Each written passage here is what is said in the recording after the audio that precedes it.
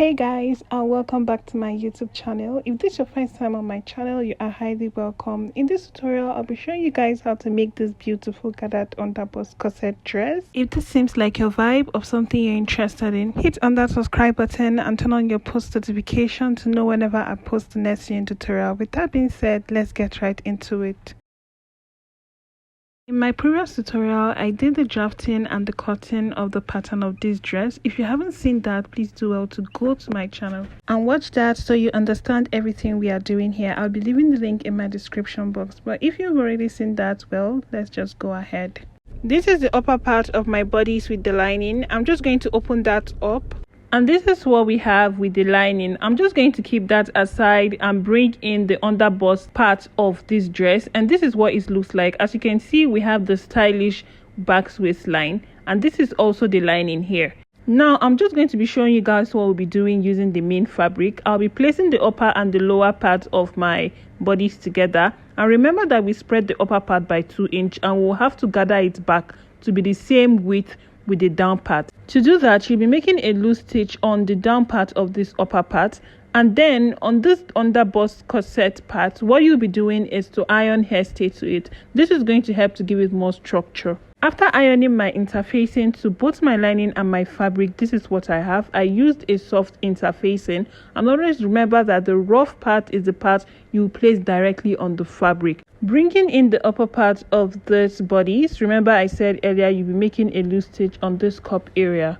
After making the gathers, this is what mine looks like, and what you'll be doing next is to draw one thread from each side bit by bit to create your gathers, just like you see me doing. Make sure you take your time while doing this because you don't want the thread to cut and then you have to start all over again. And also, you're going to try to make sure that the gathers is at the middle part of the cup. Now I'm going to gather the other side of my cup.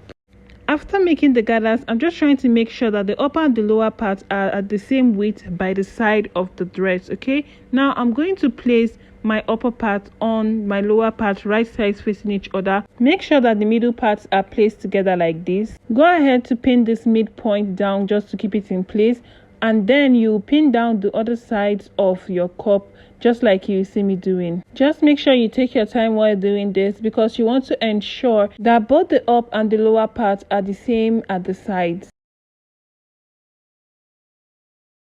After pinning it down, the next thing you do is to go to your machine and sew this part you just pinned down. After stitching it down, this is what I have, and as you can see, the gathers are well placed and the down part has this structure to it. That's why I said you should iron an interface into it.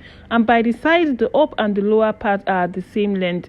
Do not forget that you'll be doing exactly the same thing you did on your fabric, on your lining, as you can see my lining there. Bringing in the lining, I'm just going to place the lining and the fabric right sides facing each other, and I'm just going to arrange this properly. What you'll be doing now is to sew down this V-neck line by 1/2 inch, then sew this lower parts by 1/2 inch. After that, you sew the sides by 1/2 inch and turn it over through the armhole.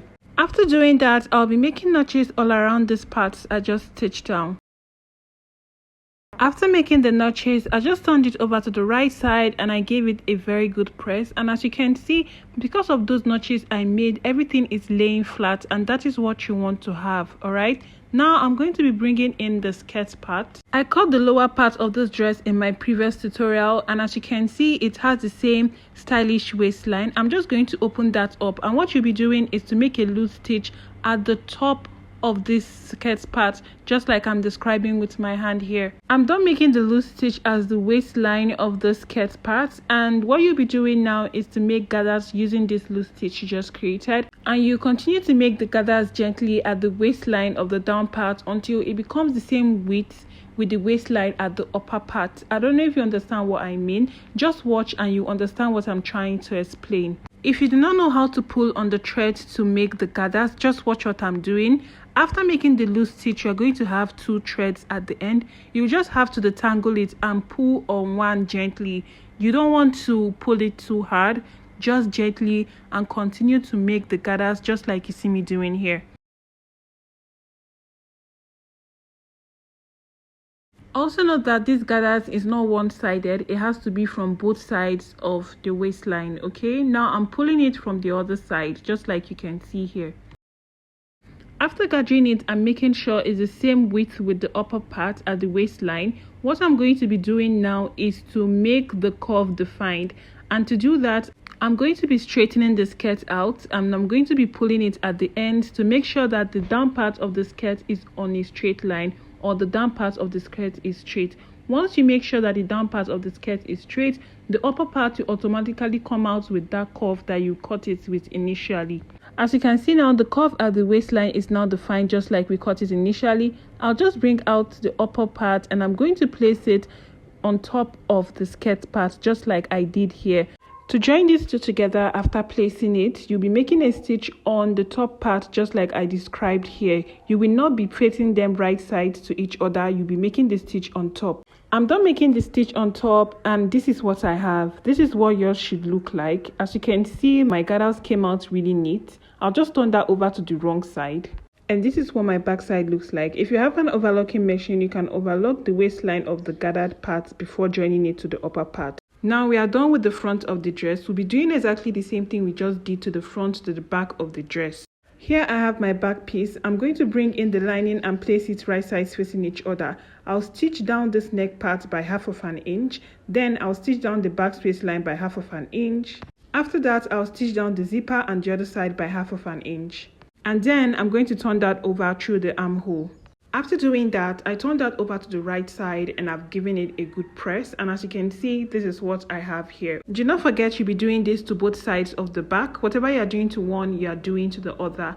I have my two back piece here, and as you can see on the zipper area at the waistline, there is more space, and this is for zipper tightening. I did this in my previous tutorial. You should check that out if you haven't seen it. The next thing to do now is to make a loose stitch at the waist of the down part of the dress and then gather it just like you did for the front. After gathering it and straightening it out at the length, this is what you should have. As you can see, we have our curve there. I'll just bring in my back piece just like that, and I'm going to place it on the waistline, and we'll be making a top stitch just like we did for the front one. Now do not forget you're doing it to both sides of your back. After doing that, this is how beautiful that came out. I'll just be showing you guys to the length of my dress, and this is what it looks like. I'll be bringing in the other side of my dress to insert the zip. Pardon me, I didn't realize I didn't have the color of zipper to match this dress, so I'll just be using this to illustrate. You'll just be inserting your zip up to where it can stop, and then you'll be stitching down the remaining part of your dress by 1/2 an inch. The next thing you'll be doing now is to stitch down the shoulder of the front and the back dress together. I'm just going to bring in the back of my dress and place it right side to the front. To make a dress with neat finishing at the shoulder, what you need to do is to place the both fabrics right sides facing each other, and then to take one of the lining and cover it up. Okay, just like you see me doing here. If you do not really understand what's happening here, you can rewatch this video, and then you are going to stitch this down by 1/2 an inch. After stitching down the both sides of my shoulders, this is what I have, and as you can see, I have a very neat finish there. That is what you want to achieve with this method I just showed you. The next thing to do now is to attach your sleeve. I'll be taking the measurement of the full length of my armhole, and what I have here is 21.5 inch. I have my fabric folded into 4 here. I folded it into 2 and then folded it into 2 again. For the width, make sure you have enough to contain your armhole divided by 2. Okay, now on the top, I'm going to just come down by some inch and rule a straight line, which is going to serve as my starting line. And from that starting line, I'm going to come down by 4.5 inch for my bicep line, and I'm going to rule a straight line across of that. Determine how long you want your sleeve to be. For me, I'm using a short sleeve. I'll be marking it at 9 inch. I was actually supposed to mark at 8 inches, but because I'm using a lining to turn this over, I added 1 inch. That was why I marked it at 9. From the center front at the top, you come in by 4.5 inch. Now place your tape from the starting line to the bicep line and divide that by 2 and mark it there. From this point you just marked, you're going to make a curve towards the upper part and a curve towards the lower part, just like you see me doing. Now divide the armhole that you measured by 2, and then take your tape and take the measurement of that curve there, just to be sure that they are the same thing. For me, for my total armhole, I had about 21.5, so I'm just going to mark 11.5 inches there. Then divide your bicep measurement by 2, add your stitching allowance and mark it there on the length of your sleeve. Now connect these 2 points together with a rule. Go ahead and cut this out, and also make sure to cut out the lining pieces. After using the main fabric to cut out my lining, I made sure that the lining is 1 inch shorter than the main fabric, okay? And I'm just showing you guys what you're going to do. You're going to place the lining on the right side of your fabric, and then you're going to stitch it down at the length, okay? At this length of the sleeve, you stitch it down using 1/2 inch. After stitching it down by 1/2 inch, this is what I have. I'm just going to turn it over to the right side and make the lining and the fabric to be the same length at the top, and then the main fabric automatically folds in, giving you a seamless finish. Now let's attach this to our dress. To attach your sleeves to your dress, what you just have to do is to place the dress and the sleeve right side facing each other, just like you will see me doing. I already notched the midpoint of the sleeve, and you will just place it there at where you connect the front and the back together, just like you see me doing here. And then you stitch it all the way to the end by 1/2 inch, and all the way to the other side by 1/2 inch. After doing that, look at how neat the sleeve of my dress is looking. As you can see, there are no seams at the end of the sleeve. This is what you are going to achieve if you use this method. Now let's stitch down our dress at the sides. Make sure you turn your fabric to the wrong side, just like I did here before taking up your measurement. Make sure you divide your measurements by 2. Here I divided my bust by 2, and I'm just marking the measurement of what I have, and then connect that into the sleeve, just like you see me doing here. And then on the waist, you divide your waist measurement by 2. After dividing mine, I check what I had remaining, and I'm just going to mark out my stitching allowance on both sides. And lastly, you divide your hip measurement by 2 and connect all these lines together.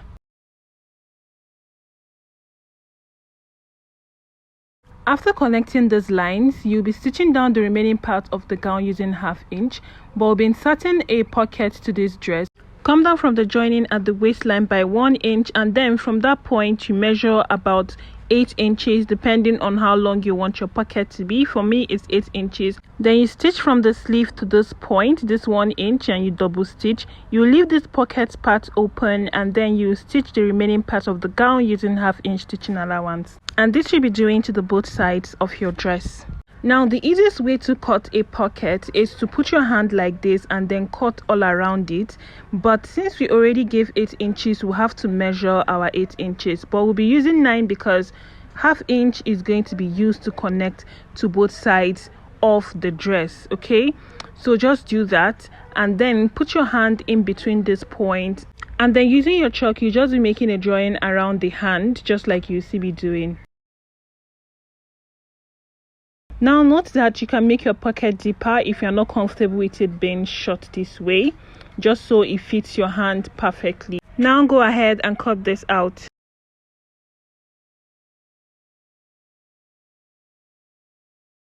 You'll be opening this up through the middle part to separate the pocket. Opening this up, and what I have is 4 pieces of my pocket, 2 to each side of the dress. I'll just be describing to you guys how I'll be inserting this pocket, and then I'll go to my machine and you guys will see exactly how I'll stitch it down. I'm going to place 1 piece of my pocket on the right side, just like you see me doing here, and then I'm going to stitch it down using 1/2 inch stitching allowance, okay? And after stitching it down, you can insert it into the dress, just like you see me describing here. And you'll be placing the other piece of the pocket on the other pocket opening, just like this, and you'll be doing exactly the same thing. Stitch it down by 1/2 inch and insert it into the pocket. Like I said earlier, place it right sides facing each other on the dress, just like you see me doing here, and then stitch it down with 1/2 inch. After stitching it down by 1/2 inch, the next thing you'll be doing is to stitch this down towards the pocket, okay? Towards the pocket, just like you see me doing.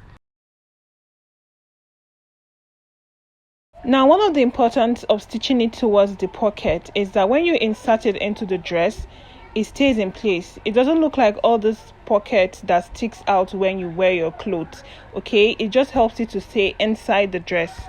Now just do the same thing to the other side of the pocket. Stitch it down by 1/2 inch and stitch it down towards the pocket. Now that you're done with that, you're going to turn your dress to the wrong side, and you're going to place the pockets right sides facing each other, just like this. Just place your pockets together, and then you stitch it down all the way around using 1/2 inch stitching allowance. Now that we are done with that, our pocket has been fixed in and we are done with our dress.